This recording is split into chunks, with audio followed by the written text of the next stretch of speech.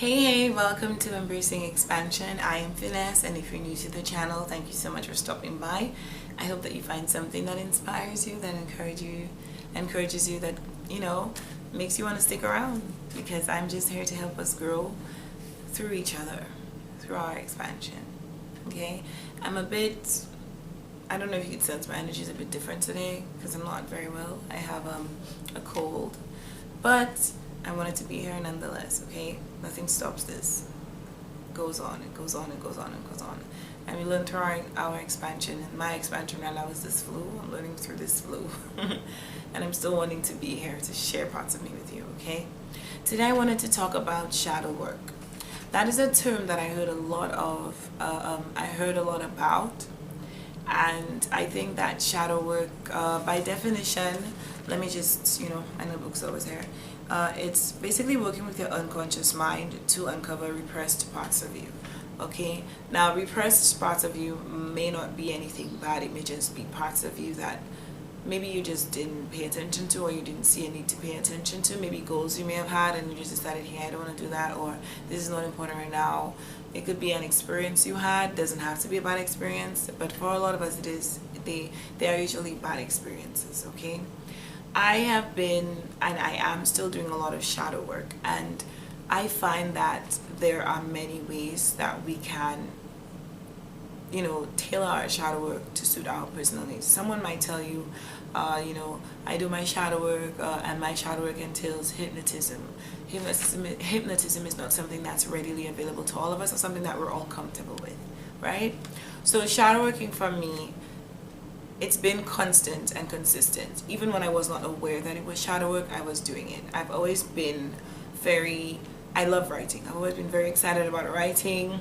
And so I always kept a journal. I always keep a journal, whether it's one where I actually pen things or one where I just record, like with my phone or something I record. So I kind of do a little bit of both. I usually do the writing. I would say writing, I believe, relaxes me. But when I am caught up in the emotion of something, I like to record it on my phone so that I capture my emotions about it, and that I can replay it and listen. All of this is a part of shadow work, right? There are other options for shadow work. Journaling can be a dream journal, because I find that a lot of the times when we have dreams, or when we're not in our conscious minds, when we're asleep or whatever, that is when certain things would come into our consciousness, or subconsciousness, sorry. So we remember those things. If we remember those things, or if I remember those things, I write them down in my dream journal. I don't always remember to write in my dream journal, because sometimes my dreams are just really, really crazy. I'm not sure if anyone's like me, but I have a tendency to change the direction of my dreams. So it's almost like I am conscious and unconscious at the same time, or my conscious mind still has control in my dreams. So while I'm dreaming, if I think that something that I don't like is about to happen, I could simply just change it. I change it. I literally just change it. It's not always possible, but most times it is. Sometimes I actually want to see what happens, so I stick around, and other times I do decide, hey, I don't want this dream to happen, so I would change it. And I would change it by deciding to put one of my favorite singers in it, or changing it into something about food, or giving myself a superpower, or just making it into something that's more appealing to me. So I do that. I'm not sure. I actually have to look into that to see if that's actually like a gift thing. By the way, I have this huge zit hair. Anyway, don't let it distract you. I just want you to know it's there, so you know that I know that we know it's there. It's not important. This is not why we're here, okay? Anyway, so I wrote down some other methods that I use for shadow work. So we spoke about dream journaling, also written journaling. Another, I use meditation as a form of shadow work, guided meditation, and breathwork meditations. That's a plane flying. I'm also kind of close to the airport. So I use breathwork meditations, and I found this great YouTuber called Breathe with Sandy, and there's this 40-minute psychedelic breathwork meditation. And guys, if you do it right, and it will take a couple of tries before you get it right. I will put the link in the description of this video, but if you do it right, you are sure to have a very magical experience. I've shared it with, I think, 2 of my friends so far. It was a bit scary for me at first, but it really does show you how powerful you are as a person. So in this breathwork meditation, you're pretty much just breathing. So you breathe through your mouth, and you fill your stomach, then you fill your chest or your heart area, and then you let it out. So it's like, right? So it's like two inward breaths and 1 outward breath, right? And so you do this for about 40 minutes. Of course, he's guiding you through it. There's not a lot of talking, which is what I like. I don't really, guided meditations are not my favorite, but this one I really love, and my partner introduced me to it. We did it together, and I had, the second time around, a beautiful out-of-body experience. You know you're physically there, but it's almost like you are now familiar with both aspects of your being, your subconscious and your conscious aspects of your being. So I would advise anyone to try it. You just have to make sure that you're not interrupted, that you're comfortable. And if you're like me, I like to do my meditations lying down, and I love that this one is done lying down. I find that when I sit down with my meditations, I always like get distracted or annoyed by maybe discomfort or pins and needles or something, although I've been gotten better at it. But yeah, so I'm gonna put the link for that in the description of this video. And there is this conscious way of that I do my shadow work. Shadow work can also be done by just having conversations with yourself. I know it sounds very out of it, but it does work. So you ask yourself questions, you speak about experiences out loud. I do it all the time, and I believe that a relationship, or a communicative relationship, or audible with yourself, is very important. Saying things out loud, I don't know, but I feel like when you say something, when you use the power of your voice, you are kind of, it's very powerful. Like, you're manifesting or you're receiving things. So you're sending it out, and you're also receiving it, because you're also hearing it, as compared to just saying something in your mind. You know, the sound, the vibration of your voice is created, and it comes back to you, and then you receive it, so you're therefore able to decipher or interpret it differently. You hear it like from a receiving end from yourself, right, rather than just speaking it in your mind or just writing it down. So I love that aspect of my shadow work, where I just sit and ask myself honest questions about experiences that I've had, especially if it's something, and it works in alignment with your dreams, etc. So you might have a dream, and I would just sit and ask myself. I do that a lot, especially when it's really quiet, like, you know, those nights when I can't sleep and I wake up, I'll just get up and just start having a conversation, really, like, not loud, disturbingly loud, but I would just, you know, ask myself, why can't you sleep, what's on your mind, or I just remember something, and I would just talk about it. So shadow work is very important, because a lot of us have been programmed, and I'm not saying programmed in a bad way, but we've just been so aware and conscious of what's going on around us that we have lost a sense of ourselves and what we really want and who we really are and what we really need to heal from everything to our career, our choice of friends, our choice of life, our life path. These things are often externally influenced, and it shouldn't be. It should come from us knowing who we are, why we're here, what we want to do, what makes us happy, what makes us feel fulfilled, you know. And shadow work really helps with that. It helps to get you back into yourself, get you back into alignment with yourself, with your true self, with your higher self, your purpose, your desires. I know a lot of people who, I remember speaking recently to a cousin of mine who was the one who influenced me into dancing, because I like dance, and I've recently gotten back into it. And I was telling her, you know, you really inspired me to dance, and, you know, that's so great, and I'm shocked that you're not dancing. And she was like, well, you know, basically her answer was to do with, I'm this age, and stability, and my family, or whatever. And if I remember correctly. And I remember saying and feeling like, I mean, I know ultimately it's her choice, don't get me wrong, but I was feeling like, wow, like, people really are out here sacrificing what they want to do because of an image or because of responsibility. And I don't know, it doesn't sit right with me. And I guess maybe that's one of the reasons I don't want children, because I don't think that I would be willing. I don't think that I would make a great parent. When it comes to loving, of course I would be a great parent, but like when it comes to sacrificing myself, especially because of where I came from, I would not be willing to do that, because I really fought to be where I am today, you know, with my safe space and my comfort and all of that, and my peace of mind. So I don't think that I want to give that up for a child. And that's what I've always seen people do. And this is why I don't want children. I want my life to be about me. And I love other people's kids, but I think that for me it would be very strenuous and even cause me a bit of, I would probably be depressed as a parent. I'd probably feel sad a lot, and I don't want to be that person. So that is why I don't want children, you know. And hearing people all the time say, I used to love doing that, but then I had a child, and then I had to stop.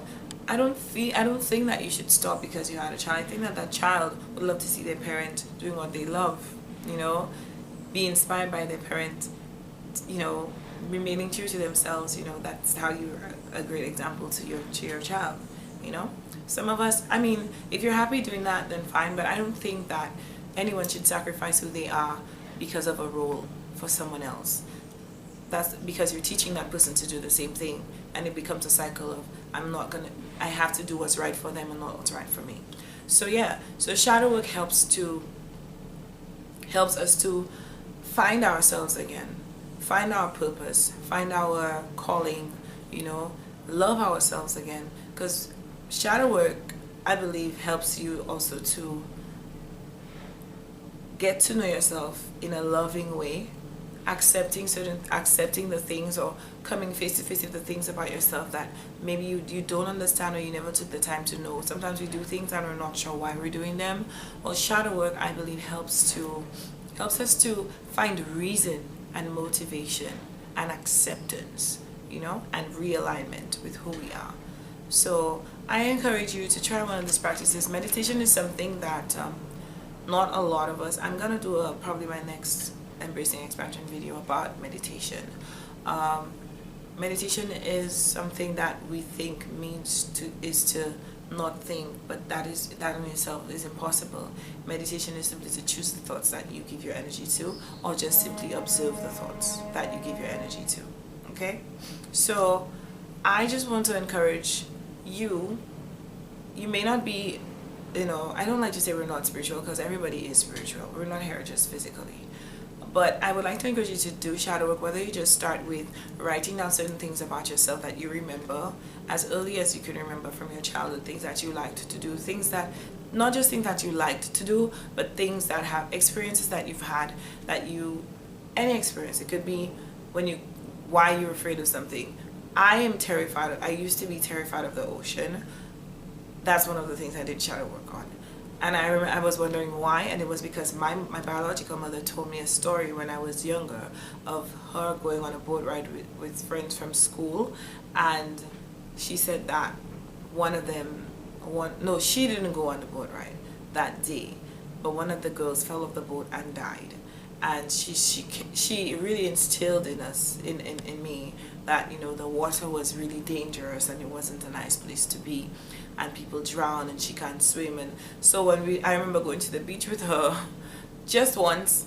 That's the only time I remember going to the beach with her, and running for my life because she was trying to get me go into the water that she told me was dangerous. And I ran and ran and ran. I ran so fast she could not catch me, because my run was fueled with fear, you know. And I just was afraid of the ocean because of that.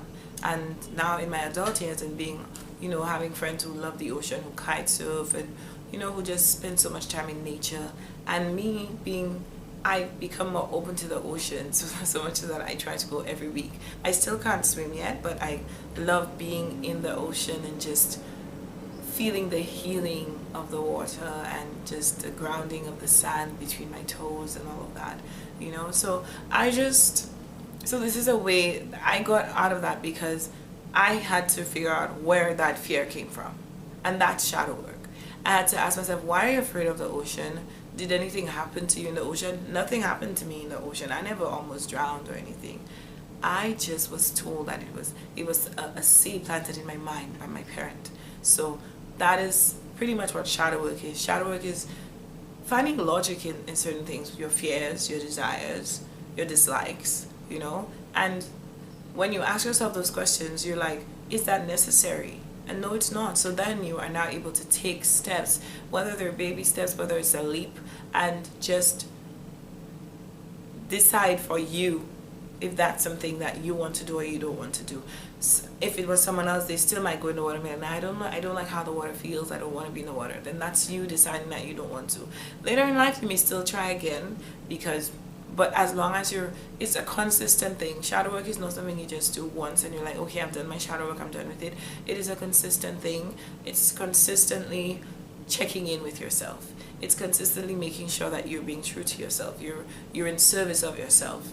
You're aligned with who you really are. Okay, so whether you're gonna try shadow work via meditation, I have never been hypnotized. You can also do Reiki healing and all of that. Find someone to talk to, a therapist, or just a friend. It doesn't have to be a qualified therapist, just a friend, and you share experiences. All this is shadow work. So I encourage everyone to take time to do that. A lot of us have all these fears, and these things are holding us back from what we're meant to achieve in this life, and shadow work is necessary to help you discover that, to help you release those things, to help you understand them. Even if you don't release them, you will understand them, and eventually you will still be open to trying them out. I cannot tell you how shadow work has helped me. I was afraid of so many things. I would not try new foods because of stuff I heard about them, and these happen to be some of the things that I enjoy so much right now. So just take some time, consider it, and give it a shot. Start with yourself, start with a friend. Sometimes finding someone who has like a common challenge or it helps you both could decide to try together. That's also shadow work. So I believe. But for after you've done those things, so after you've done the whole try out with your friends, it always has to do with your subconscious mind. So it's advised that you do some meditation, spend some time in silence, observing your thoughts, observing your thoughts that come, even making notes of them as they come, because everything serves a purpose. Everything that we give especially if it's a recurring thought, everything that we give our energy to becomes a manifestation in our lives, and it has a purpose. Not all thoughts are manifestations or made to be manifestations, because how manifestations work. We've spoken about that in our previous video. Whatever you constantly give your attention to is what you're manifesting, whether it's what you don't want or what you want. So try to figure out by a conversation, by writing. All of the shadow work can help you to create for yourself the life that you deserve. Okay, so I encourage you to take that on as a challenge, getting to your shadow work. It's not scary. When I first heard it, it sounded scary, but I realized that it was something that I was already doing.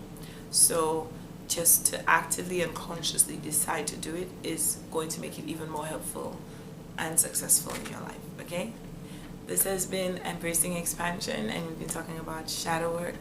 Please subscribe if you feel drawn to this page. It is here to pretty much help us all grow and understand ourselves and our purpose, and together pair better.